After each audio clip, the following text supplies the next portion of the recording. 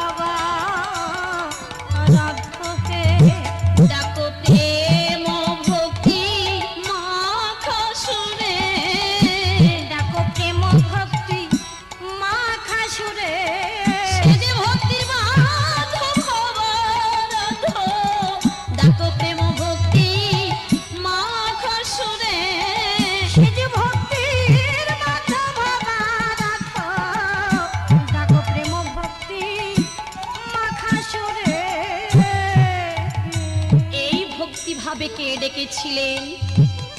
দ্রোণা নামে এক মহাবৈষ্ণবী ছিলেন, ধরা সতী নামে তার সতী 7টি স্ত্রী ছিলেন। দুজনেই তারা হরিভক্ত বা অতিথি বৎসল ছিলেন, কিন্তু তারা বড় গরিব ছিলেন। ভিক্ষা বিনে তাদের আহার জুটত না। কিন্তু তারা কেমন গরিব ছিলেন? গৃহে তাদের চাউল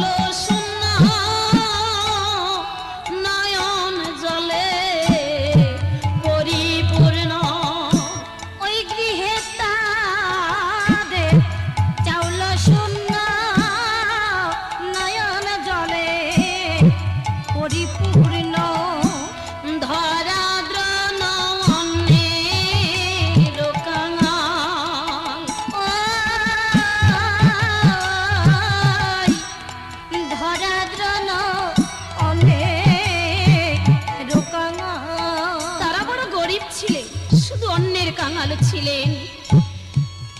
তারা কেমন কাঙাল ছিলেন?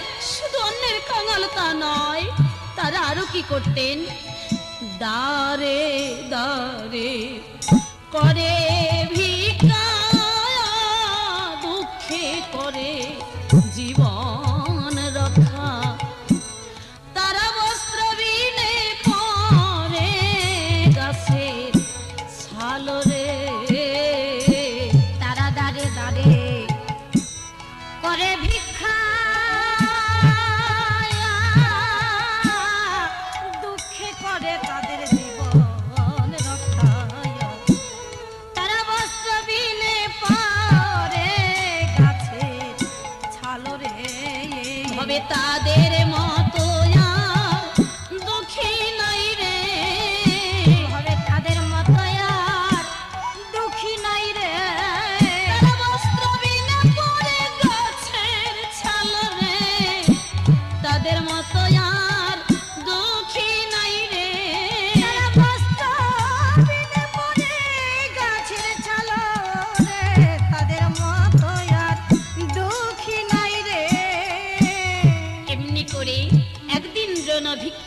মর্ত গ্রামে গিয়েছি। ধরা আমার আপন মনে কুটিরে বসে সেই গোবিন্দকে উদ্দেশ্য করে বলছেন, হে গোবিন্দ, আমার যত দুঃখ আছে তুমি আমাকে দাও।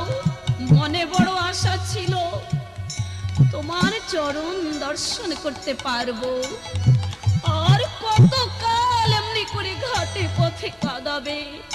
হে গোবিন্দ, এ জীবনে কি তোমার দেখা পাবো না প্রভু?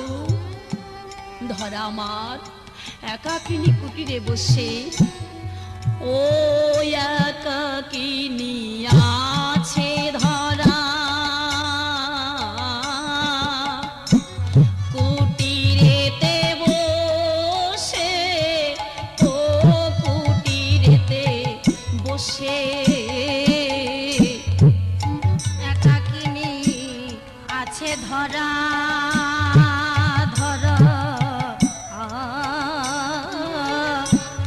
কুটিরেতে বসে, ও কুটিরেতে বসে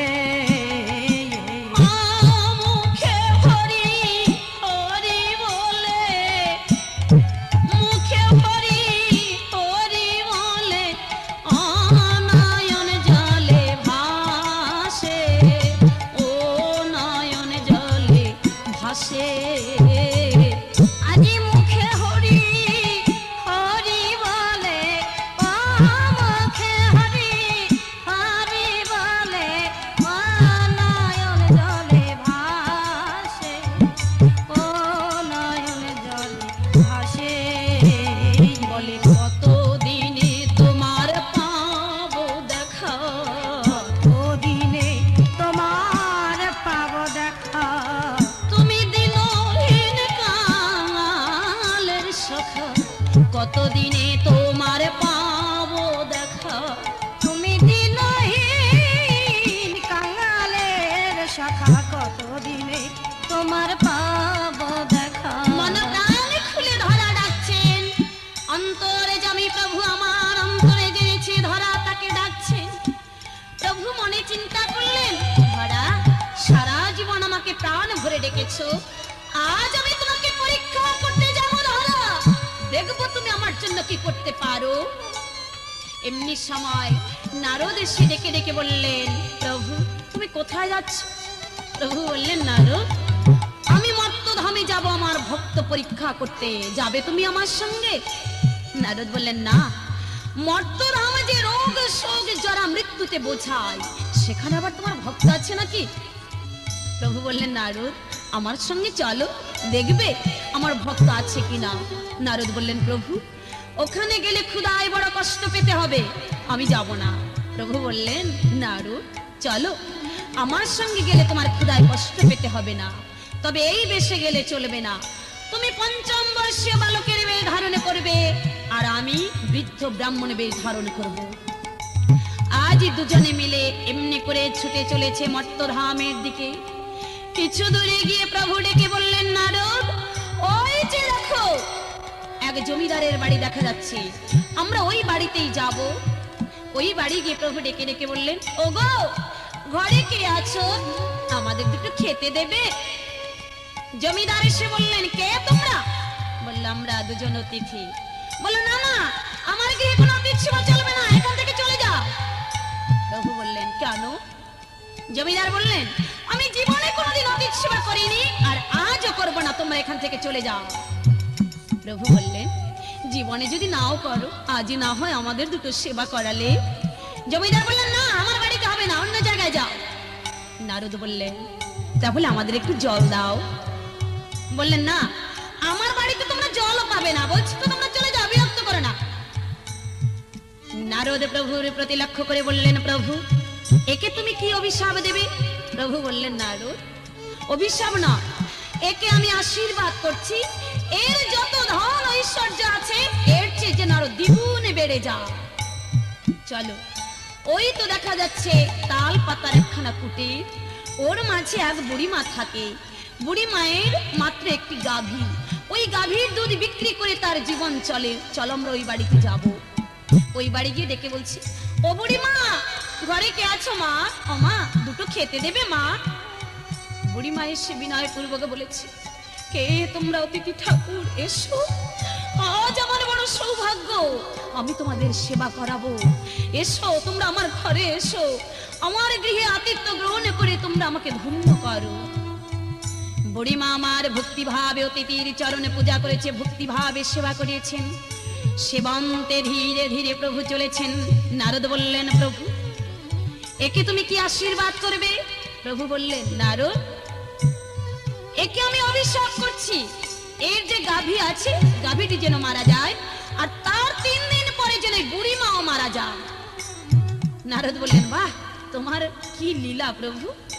যাকে করবে তুমি অভিশাপ তাকে দিলে আশীর্বাদ, আর যাকে করবে আশীর্বাদ তাকেই কিনা করলে অভিশাপ। প্রভু বললেন, নারদ তুমি বুঝবে না নারদ। কেন জানো? এই বুড়িমা সারা জীবন আমাকে প্রাণ ভরে রেখেছে।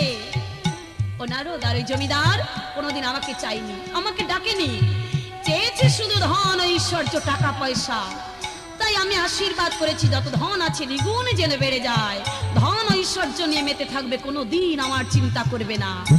যেদিন ভব নদীর পার ঘাটায় গিয়ে দাঁড়াবে সেদিন দেখবে এই পারের করি কি তাকে পার করে না, একমাত্র নাম, একমাত্র আমি তাকে পার করি।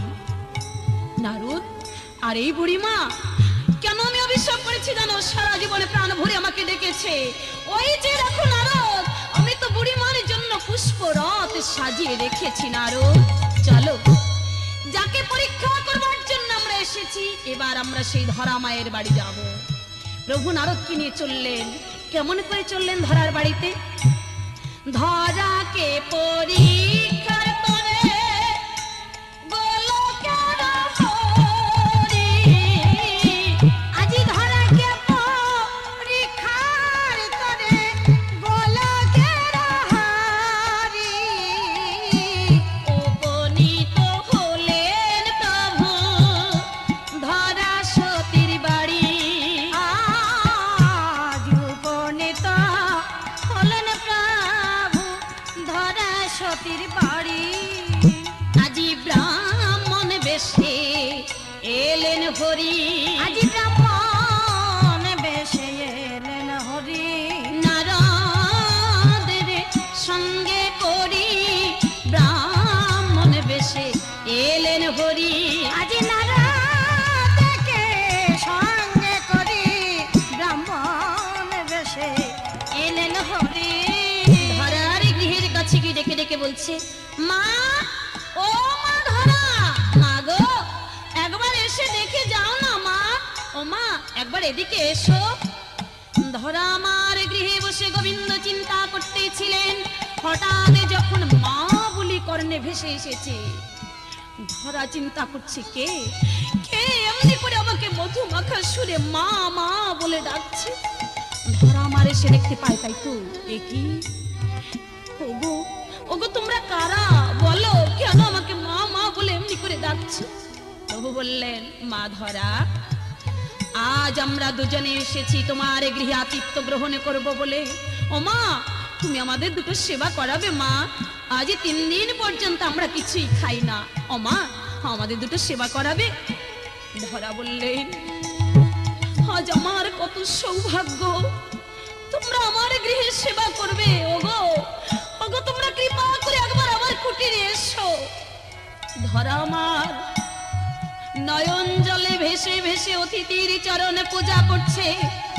পূজা করি, আসনে উপবেশনে করিয়ে ধরা আমার আনন্দে ঘরে ছুটে চলেছে, কেননা আজ মনে বড় আনন্দ, অতিথি সেবা করবে। ঘরে গিয়ে দেখতে পাই এক মুষ্টি চাউল তার ঘরে নেই। চিন্তা করলেন, কি এখন আমি কি করব? এক মুষ্টি চাউল তো আমার ঘরে নেই, আমি কি দিয়ে অতিথি সেবা করব? এখন আমি কি করি? স্বামী আমার নগরে গিয়েছে ভিক্ষা করতে। ধরা আমার চিন্তা করছে, এখন আমি কি করব? কি দিয়ে অতিথি সেবা করব? শূন্য হাড়ি দেখে ধরা চতুর্দিকে চায়। আজি শূন্য হাড়ি দেখে ধরা চতুর্দিকে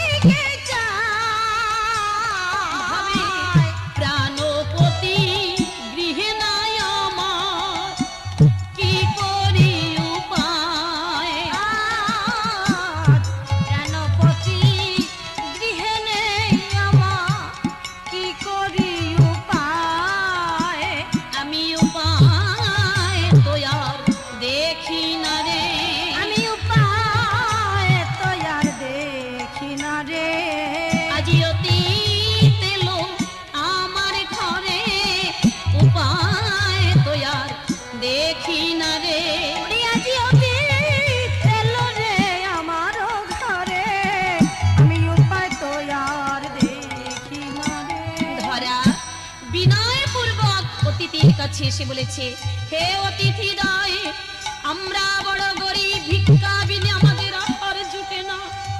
আমার স্বামী নগরে গিয়েছে ভিক্ষা করতে, স্বামী ফিরে এলেই আমি তোমাদের সেবার ব্যবস্থা করব। এমনি সময় নারদ বললেন, মা, ও মা, চেয়ে দেখো মা, আজ আমি 3 দিন কিছু খাই না। ও মা, ক্ষুধার জ্বালা আর সহ্য করতে পারছি না, আর দেরি করতে পারছি না মা, শীঘ্র করে খেতে দাও। ধরা বললেন, তাহলে তোমরা কিছু সময় অপেক্ষা করো, আমি কিছু দূরে এগিয়ে দেখি স্বামী আমার ফিরল কিনা। ধরা আমার ছুটে চলেছে নগরের দিকে। কিছু দূরে গিয়ে দেখতে পাই দ্রোণ সারা দিবস ভিক্ষা করি যাহা কিছু পেয়েছিলেন শীঘ্র করে ছুটে চলেছে গৃহের দিকে।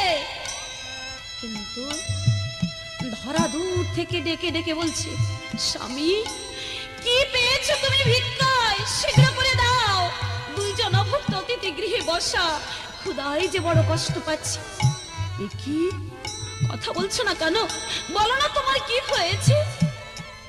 দ্রোণ বললেন, ধরা, সারা দিবস ভিক্ষা করি আমি যাহা কিছু পেয়েছিলেন, কর্দমাক্ত পথে আছাড় খেয়ে আমার সব নষ্ট হয়ে গিয়েছে। ধরা, আমি পুনরায় যে ভিক্ষায় যাব সে শক্তি আমার নেই, আমি যে ভীষণ ব্যথা পেয়েছি। ধরা বললেন, স্বামী, এখন কি হবে?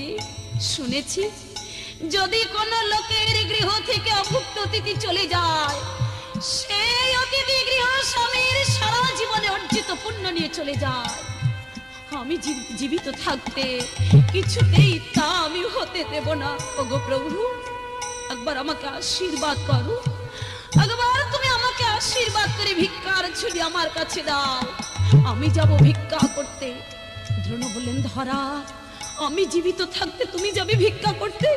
ধরা বললেন, কি হয়েছে তাতে প্রভু, দুঃখ করছো কেন? অতিথি সেবা তো করতে হবে। তুমি ঘরে যাও, ঘরে গিয়ে অতিথিদের যত্ন করো, আমি একবার নগরে গিয়ে দেখি কারো কাছে কিছু চাউল পাই কিনা। দ্রোণ কি করলেন?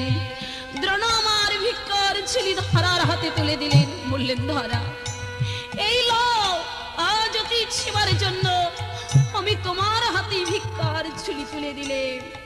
ধরা কি করলেন? ভিক্ষার ঝুলি হাতে নিয়ে ধরা ধীরে ধীরে নগরের দিকে ছুটে চলেছে। আজ পাগলিনীর মতো ধরা ছুটে চলেছে, পরিধানে তার ছিন্ন বসন। ধরা আমার কেমন করে চলেছে? ছিন্ন বসন এলো কে যেন পাগলিনীর বেশ, কাতে কাতে না গোলেতে যায়। দয়াল রে, ও দয়াল রে, ও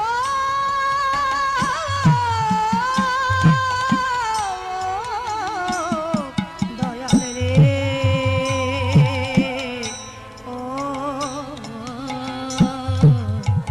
দয়া।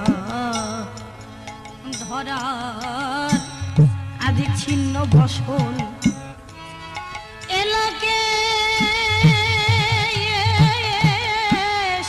যেন পাগলিনীর বেশ, কাঁদতে কাঁদতে না গোরেতে যায় রে। এখন আমি যাব কোথায়? ওরে ভবে কে বুঝিবে আমার মনের ব্যথা? এখন আমি কি করি উপায়? ভাবে এখন আমি যাব কোথায়, কে বুঝিবে আমার মনের ব্যথা? ওরে এখন আমি কি করি উপায়?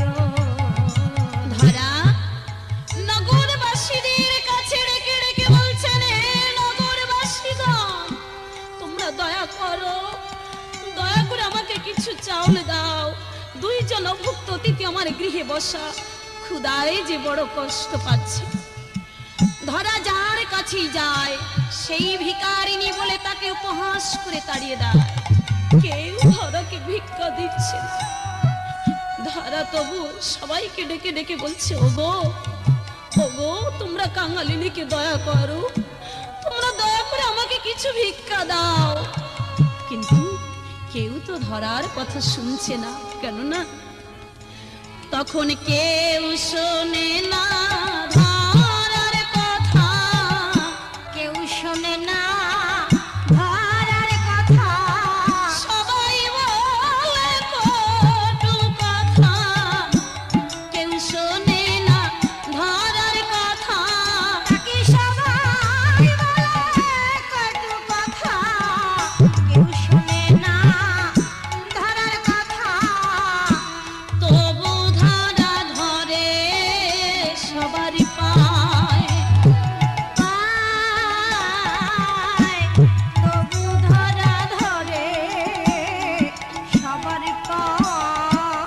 তবু ধরা সবার কাছে অনুরোধ করে বলছে, ওগো ওগো, আমি তোমাদের দুটি পায়ে পড়ে বলছি, তোমরা আমাকে কিছু চাউল দাও। নগরবাসীগণ ডেকে ডেকে বলছেন, ধরা ও ধরা, প্রতিদিন তোমার স্বামী এসে ভিক্ষা করে নিয়ে যায়, আর আজ বুঝি তোমাকে পাঠিয়েছি, তাই না? এখান থেকে দূর হয়ে যাও, আমরা কেউ তোমাকে ভিক্ষা দেব না। ধরা বললে, দয়া করো, তোমরা দয়া করো, দয়া করে আমাকে কিছু চাউল দাও। নগরবাসীগণ বললেন, বাহ, ভিক্ষা করে যাদের জীবন চলে তাদের আবার অতীত সেবা। ধরা বারবার বিরক্ত করো না, এখান থেকে দূর হয়ে যাও। এখান থেকে যদি না যাবে তাহলে তোমাকে কিন্তু ঘাড় ধাক্কা দিয়ে বের করে দেব। ধরা বললেন, ওগো ওগো, তোমরা যত পারো আমাকে মারো, যত পারো তোমরা আমাকে আঘাত করো, আমার তাতে কোনো দুঃখ নেই। তবু তোমরা আমাকে দয়া করে কিছু চাউল দাও। অতিথি দয়ে যে ক্ষুধায় বড় কষ্ট পাচ্ছে। নগরবাসীগণ বললেন, ধরা এখনো যাবে না? সবাই মিলে কি করলেন? ধরাকে ঘাড় ধাক্কা দিয়ে বের করে দিলেন। ধরা ডেকে ডেকে বললেন, ওগো ওগো, তোমরা আমাকে আর মেরো না, আর আমি সহ্য করতে পারছি না, তোমরা আর আমাকে মেরো না, আমি চলে যাচ্ছি। অতিথি সেবা যদি করতে না পারি, এই জীবনে রেখে আর কি লাভ হবে? হয়তো দূরে নদী দেখা যায়, ওই নদীর জলে ছাপ দিয়ে আমার সকল দুঃখের অবসান করব। হে গোবিন্দ, আমার অভাগিনীর আশা আর পূর্ণ হলো না। মনে বড় আশা ছিল, এই প্রাণ পাখি যাবার আগে আমি তোমার যুগল চরণ দেখতে পাবো। হে প্রভু, আমার আশা তো পূর্ণ হলো না। তুমি কি জানো না, ধরা জগতের মুখে একমাত্র বেঁচে আছে তোমার মুখের দিকেছে। আপন বলতে তার যিনি জগতে আর কেহ নেই। কেননা আমার দয়াল রে, আমি কেবল তোরা তোরা সাথে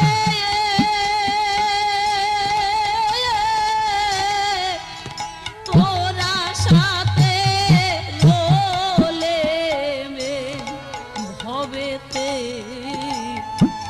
ওরে আমার এমন বান্ধব নাই রে, ও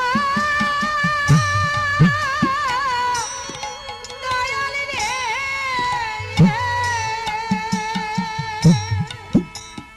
আরে দয়াল রে, কে জিজ্ঞেস করিবে রে, কেবল তোরা সাথে রোলে মে এই ভক্তে। আমার নাই কো মাতা, নাই কো পিতা রে,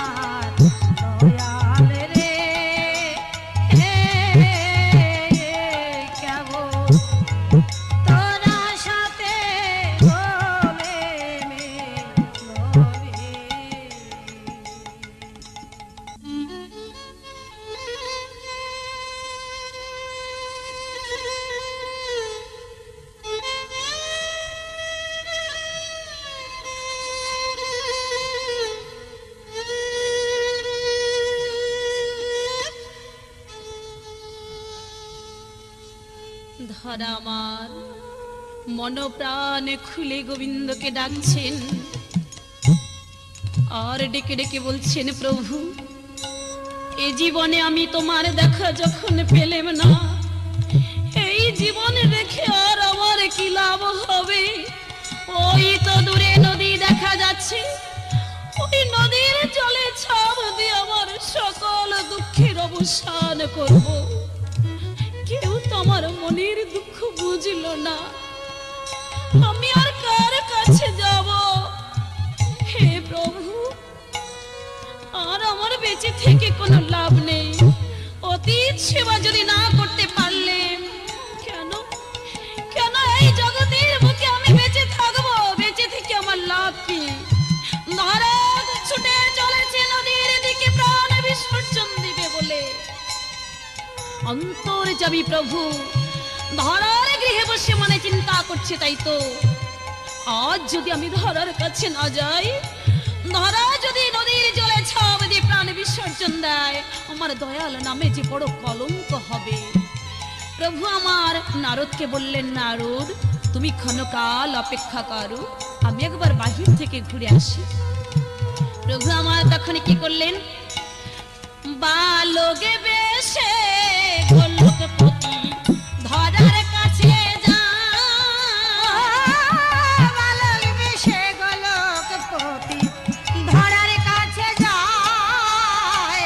হঠাৎ গিয়ে ধরা সতী সম্মুখে দাঁড়ায়। আজি হঠাৎ গিয়ে ধরা সতীর সম্মুখে দাঁড়ায়। সে বালকে বেশে দেখতে পেল, বালক বেশে দেখতে পেল, নয়নার ফিরাতে নালো। বালকে বেশে দেখতে পেল, ওই নয়নার ফিরাতে নালো। বালক বেশে দেখতে পেল। ধরা বালককে দেখে ডেকে ডেকে বলছেন, কে তুমি বালক? কি বা তোমার নাম? কেনই বা এখানে এলে? কি বা তোমার পরিচয়?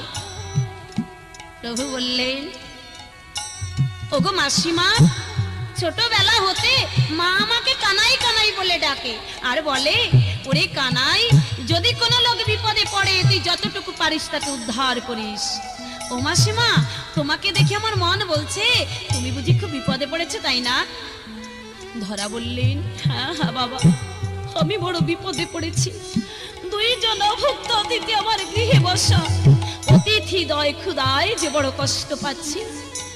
কত লোকের কাছে গিয়ে হাতে পায়ে পর্যন্ত ধরেছি, কেউ আমাকে এক মুষ্টি চাউল দিল না। শেষ পর্যন্ত মনে সিদ্ধান্ত করেছি, যদি অতীত সেবা না করতে পারি, এই জীবনে রেখে কি লাভ হবে? এই নদীর জলে ছাপ দিয়ে আমার সকল দুঃখের অবসান করব। বালক বেশে প্রভু বললেন, মা, ও মাসিমা, আত্মহত্যা যে মহাপাপ তা কি তুমি জানো? যারা বললেন, বাবা সব আমি জানি, কিন্তু কোন মুখ নিয়ে আমি গৃহে যাব?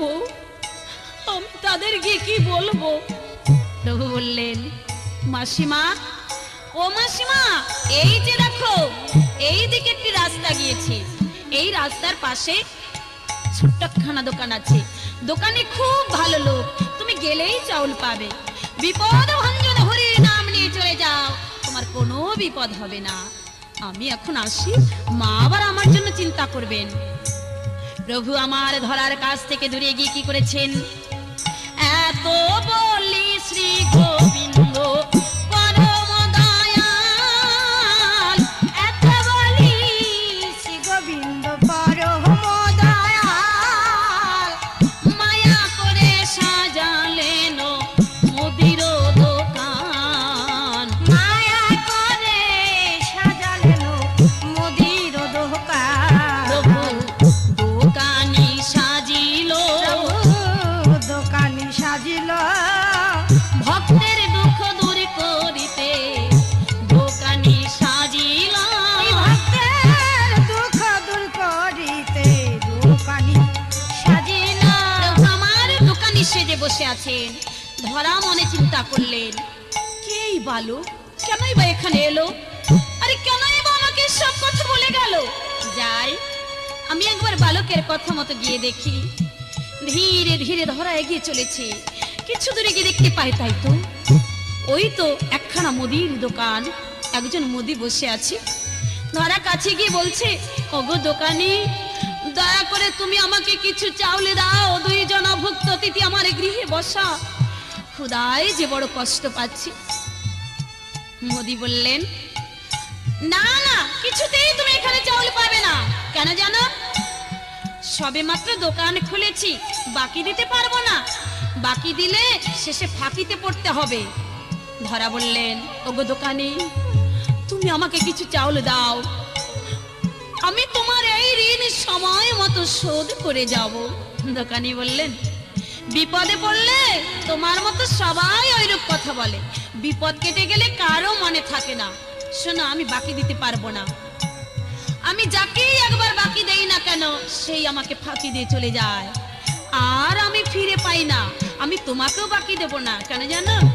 তুমি সোনা সোনা ধারা, এই হয় মম ধারা, কিছুতে দেব না বাকি ধরা।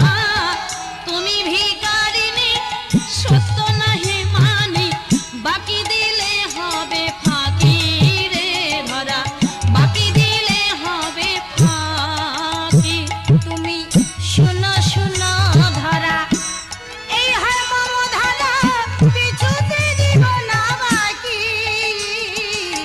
তুমি ভিখারিনী, সত্য নহে মানে, তুমি ভিখারিনী, সত্য নহে মানে, বাকি দিলে হবে ফাঁকি গো ধরা, বাকি দিলে হবে ফাঁকি। আমার মহাজনের নিষেধ আছে, মহাজনের নিষেধ আছে, ওই ভিখারিকে বাকি দিতে।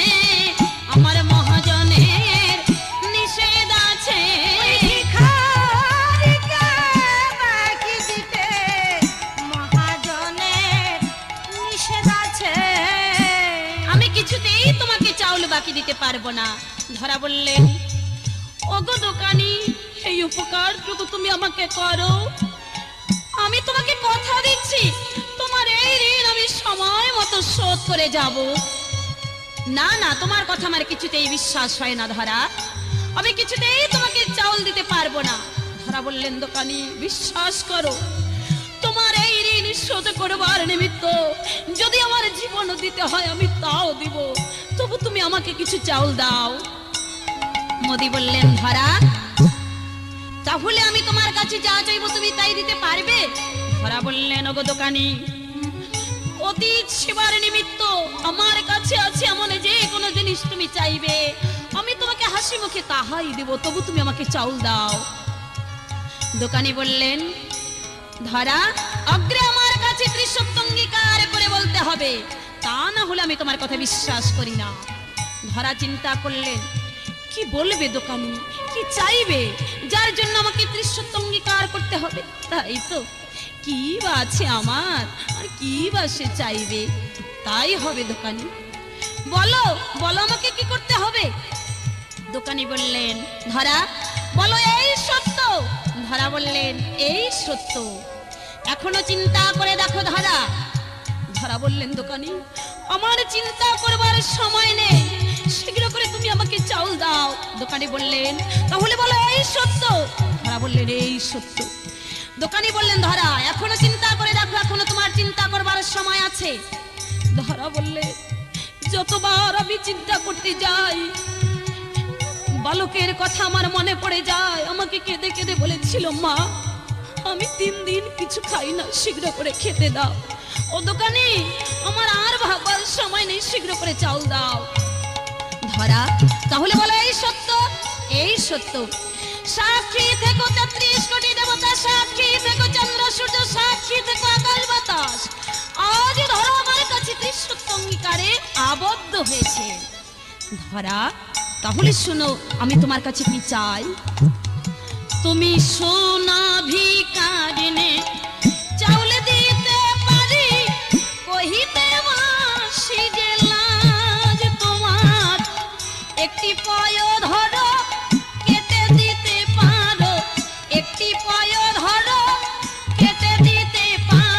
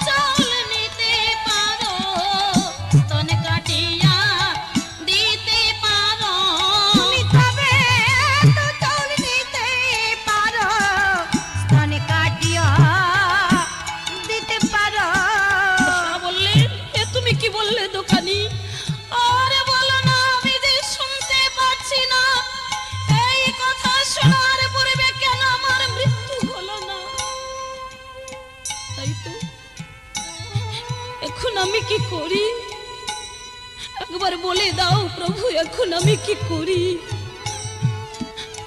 ধরা কি করলেন, ও এ কথা শুনিয়া ধরা মস্তকে হাত দিল, ও মস্তকে হাত দিল। ও এ কথা শুনিয়া ধরা মস্তকে হাত দিল, ও মস্তকে হাত দিল। ও বিনা মেঘে বজ্র যেন, ও বিনা মেঘে বজ্র যেন, ও মস্তকে পড়িল, ও মস্তকে পড়িল। ও বিনা মেঘে বজ্র যেন, ও বিনা মেঘে বজ্র যেন, ও মস্তকে পড়িল, ও মস্তকে পড়িল। তার চোখে বহে দুঃখের ধারা, চোখে বহে দুঃখের ধারা, দারুণ বিধাতার কি এই হয় ধারা। চোখে বহে দুঃখের ধারা, ওরে দারুণ বিধাতার কি এই হয় ধারা, চোখে বহে দুঃখের ধারা। দোকানি শীঘ্র করে তুমি আমার হস্তে ছুরি দাও, আমার এই মেটে দেহ আমি কেটে দিব। ধরা ছুরি হস্তে নিয়ে মনে মনে চিন্তা করেছে, তাই তো যেদিন আমার মাতা পিতা তিল তুলসী গঙ্গা জল সাক্ষী করে আমার স্বামীর পদে আমাকে দান করে দিয়েছিলে, সেদিন হতে এই দেহ তো স্বামীর পদে দান করে দিয়েছে। এই দেহ তো আর আমার নেই, তবে আমি যে এই মেটে দেহ কেটে দিব, আমার স্বামীর কাছে অনুমতি না নিয়ে তো আমি দিতে পারি না। এই দোকানিকে বললে, ওগো দোকানি ক্ষণকাল অপেক্ষা করো, আমি একবার আমার স্বামীর কাছ থেকে বিদায় নিয়ে আসি। ধরা ছুটে চলেছে দ্রোণার কাছে বিদায় নিবার জন্য। এদিকে দ্রোণ আমার ধরা ফিরে আসতে না দেখে কিছু দূরে এগিয়ে চলেছে। ধরা আমার পাগলিনীর মতো ছুটে এসেছে। দ্রোণ বলছে, কি হয়েছে ধরা, তুমি এমনি করে পাগলিনীর মতো ছুটে চলেছো কেন, কি হয়েছে তোমার, তুমি কি চাউল পাওনি? ধরা বললেন, প্রভু চাউল আমি পেয়েছি, কিন্তু দ্রোণ বললেন, কিন্তু কি, চাউল আমি আনতে পারিনি। কেন, কেন তুমি আনতে পারোনি ধরা? ওগো প্রভু, কত লোকের হাতে পায়ে ধরলেন, সবাই আমাকে ভিখারিনী বলে তাড়িয়ে দেয়, কেউ আমাকে এক মুষ্টি চাউল দিল না। তাই এক দোকানের কাছে গিয়ে ত্রিসূক্ত অঙ্গীকারে আমি আবদ্ধ হয়েছি। আজ দোকানের কাছে স্তনে কেটে দিয়ে তার দোকান থেকে চাউল আনতে হবে। একবার তোমার কাছে আমি অনুমতি নেবার জন্য এসেছি, আমাকে অনুমতি দাও। দ্রোণ বলল, এ তুমি কি বলছো ধরা, আর বলো না, এ কথা আমি শুনতে পারছি না ধরা, তুমি আর বলো না ধরা। ধরা বললেন, গো প্রভু দুঃখ করছো কেন, দুঃখে যাদের জীবন গড়া তাদের আবার দুঃখ কিসের? তুমি কেন দুঃখ করছো, কেন, কেন তুমি এই মেটে দেহের মায়া করছো? যেদিন এই মেটে দেহের পতন হবে, কত শৃগাল কুকুরে টেনে টেনে খাবে, কেননা মাটির দেহ মাটি হবে, শৃগাল কুকুরে খাবে। আমার সেই দেহ যদি অতি সেবা হয়, স্বামী গো, ও স্বামী গো,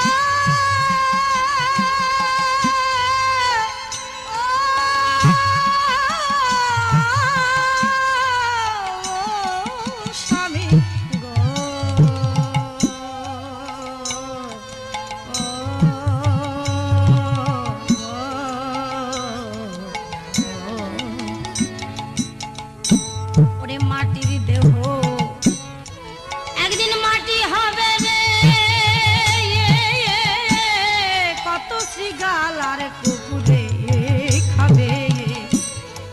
সেই দেহের দ্বারা যদি অতীত সেবা হয়, যদি এই অতীত সেবায় আমার জীবন যাবে, আমারে পাব দেহ ধন্য হবে, ওরে ধন্য হবে এ নারী জন।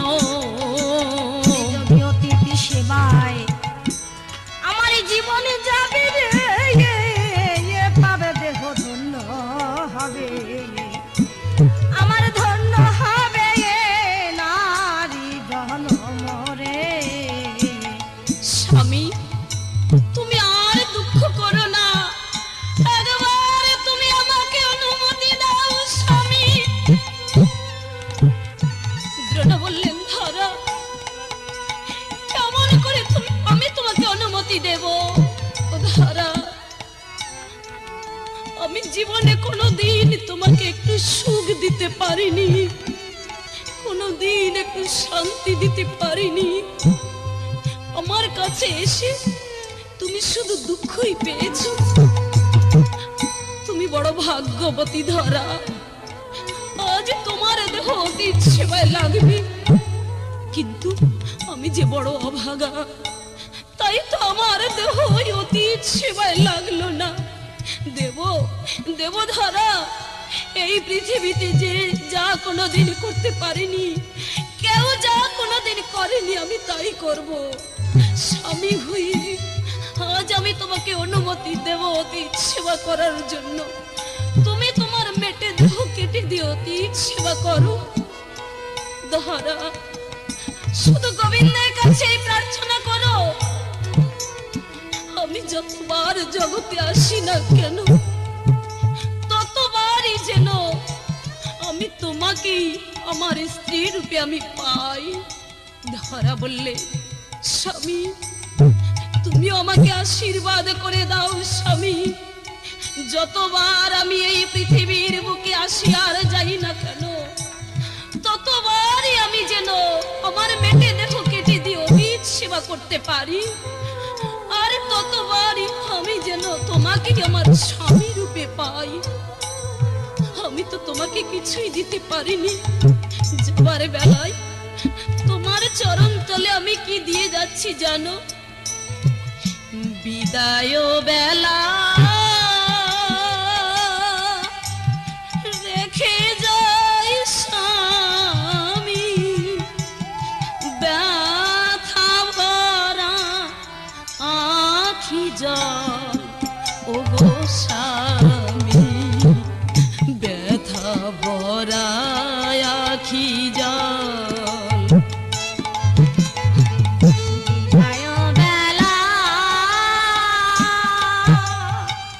রেখে যাই স্বামী, ব্যথা ভরা আখি জল, গো স্বামী ব্যথা ভরা আখি জল।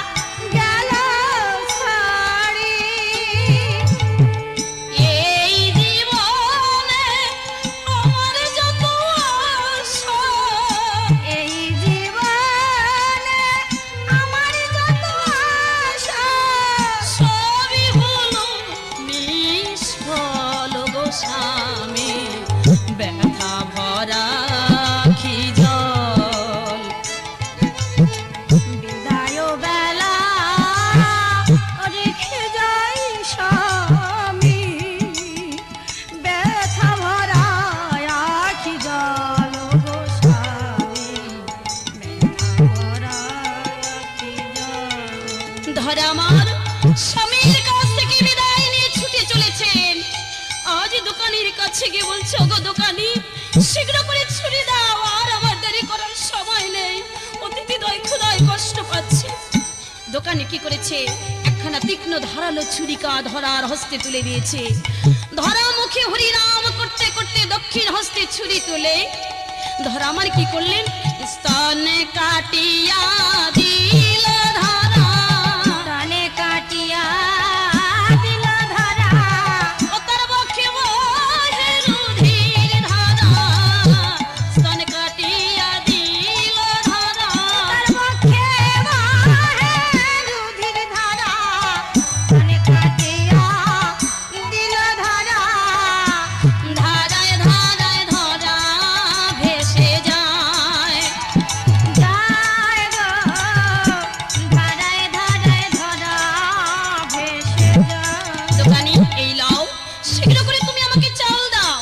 দোকানি কি করলেন, দোকানি ধরাকে ডেকে বলছেন, ও মা, শুধু চাউল নয়, অতিথি সেবা করতে তোমার যাহা কিছু প্রয়োজন আমি সবই তোমাকে দিয়ে দিয়েছি, এই লাও।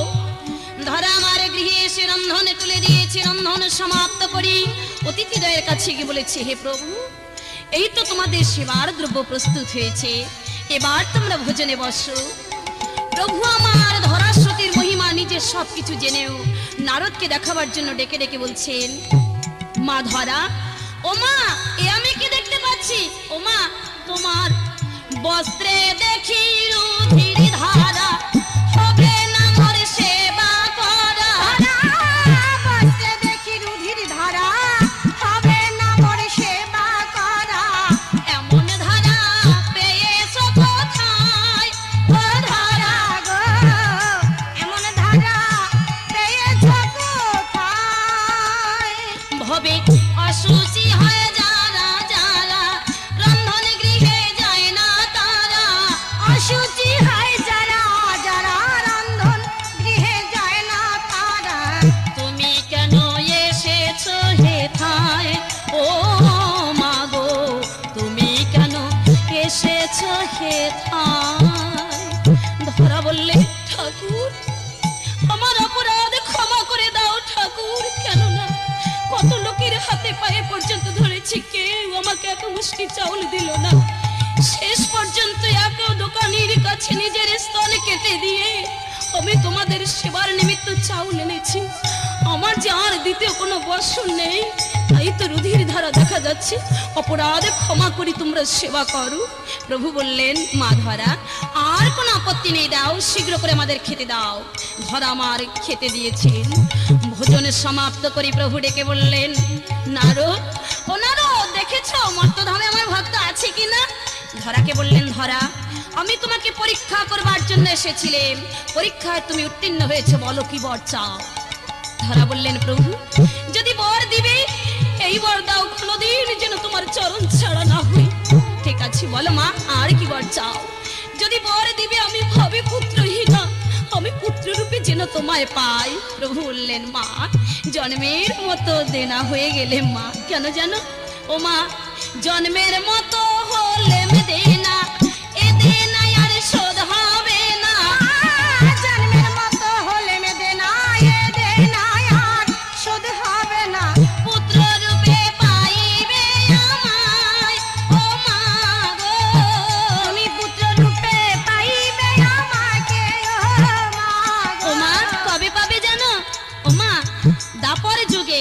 মা গো, তুই হবি মা নন্দ রানী, আমি হব তোর নীলমণি। তুই হবি মা নন্দ রানী, আমি হব তোর নীলমণি। ননি খাবো অঞ্চল ধরিয়া, ও মা গো, ননি খাবো অঞ্চল ধরিয়া। মা বলো আর কি বর চাও। ধরা বললেন, প্রভু, একবার ভুবন ভুলানো রূপে তুমি আমার সম্মুখে দাঁড়াও। জীবনে এমন ভাগ্য জানি না আমার আর হবে কিনা, একবার ওই বেশি তুমি দাঁড়াও, নয়ন ভরে আমি তোমার রূপ দর্শন করি। আজ প্রভু শঙ্খ চক্র গদা পদ্ম চতুর্ভুজ মূর্তিতে দাঁড়িয়েছে, ভুবন ভুলানো রূপে যখন দাঁড়িয়েছে, ধরা ওই সেই রূপ দেখে আনন্দে বিভোর হয়ে ভাবাবেশে ধরা আমার আজ ওই চরণে লুটিয়ে পড়ছেন আর মুখে সেই হরি গুণগান করছেন। ধরা কেমন করে হরি গুণগান করছেন? হরি বল